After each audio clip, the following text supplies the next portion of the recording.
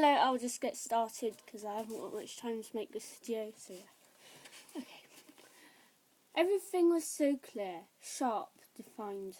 The brilliant light overhead was still blinding bright, and yet I could plainly see the glowing strands of the filaments inside the bulb. I could see each colour of the rainbow in the white light, and at the very edge of the spectrum, an eighth colour I had no name for.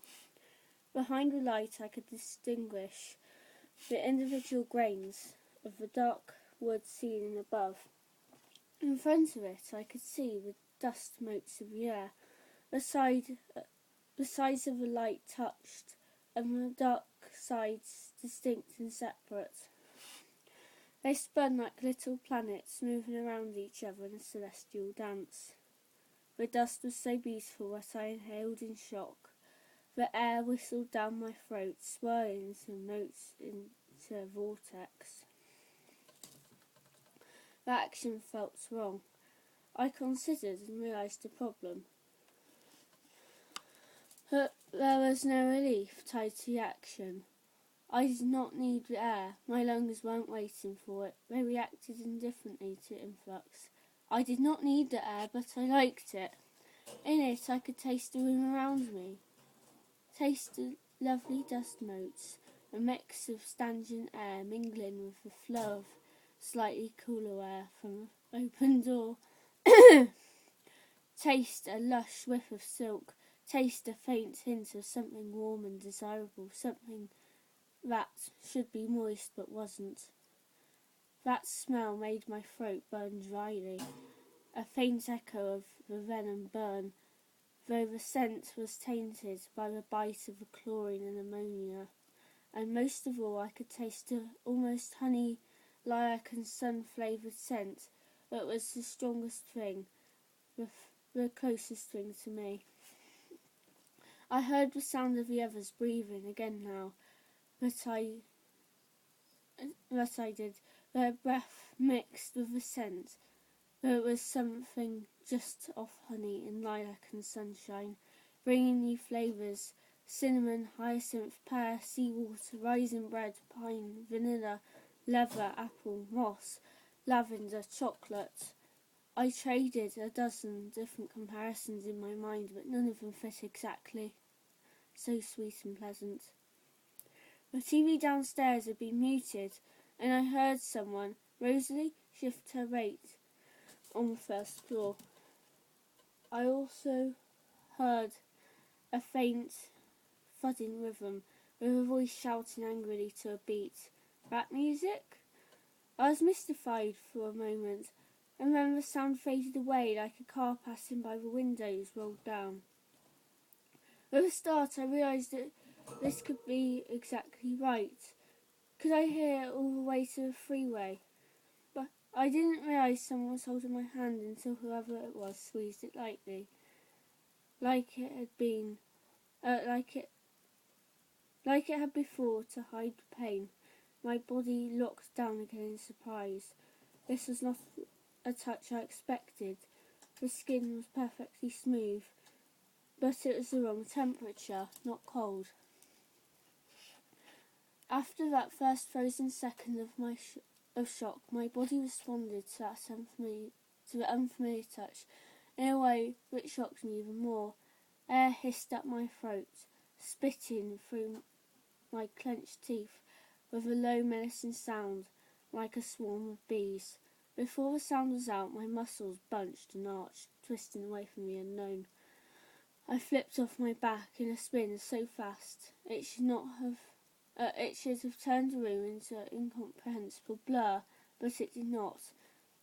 I saw every dust mote, every splinter in the wood walls, every loose thread in a microscopic detail as my eyes rolled past them. So by the time I found myself crouched against the wall defensively, about a 16th of a second later, I already understood what had startled me, and that I had reacted.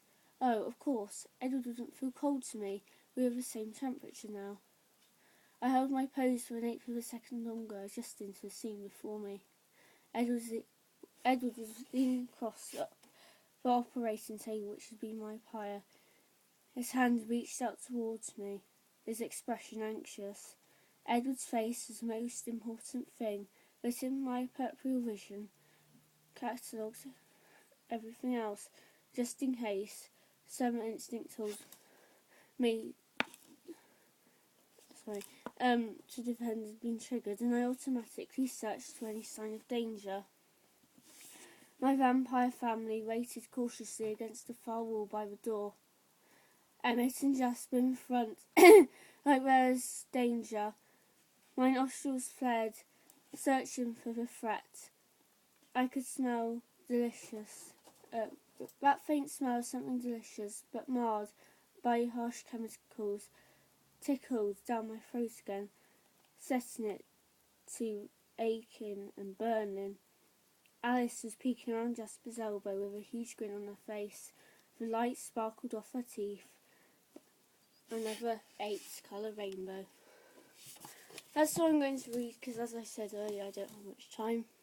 I watched the film and wow, that was a shock. If you haven't watched the film, or you might not even like the films, but that's the reason why I've been reading this, because of the film's release. So yeah, you'll be surprised if you haven't seen it. I wouldn't recommend going on YouTube or Twitter a lot and reading the comments and stuff if you haven't watched it, because you could get spoiled. Yeah, it's good.